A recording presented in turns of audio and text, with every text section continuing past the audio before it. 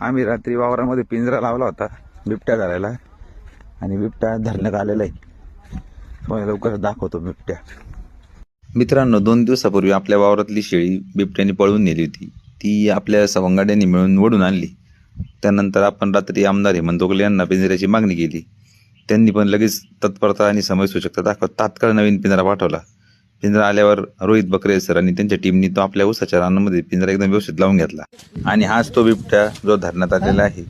छोटा आहे वयाने, त्याची आई आजूबाजूलाच आहे वावरामध्ये, ती पण अजून वॉच ठेवणे. तर याला इथून नेणं मोठं जोखमीचं काम आहे, कारण की ती आई अटॅक करू राहिली इकडून तिकडून. सगळ्यांना भीती वाटते उसातून येते का काय. सगळे जपून जपूनच काम करताय. बघा तुम्ही बिबट्या कसा आहे.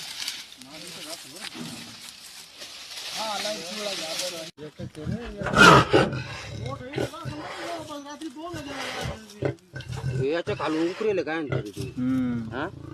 याला पंचे घालेले काय याच्यातून. नाही नाही नाही, दुसऱ्या याने केलेलं आहे ते.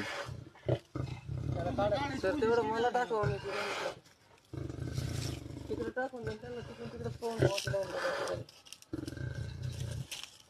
इथं दुसरा पहा बरं का जाम दुसरा असेल गाडी. दुसरा बघा रे, दुसरा असेल साईडला ते. इंद्रा परत दुसरा हिट आण बरं का परत लगेच आणावं.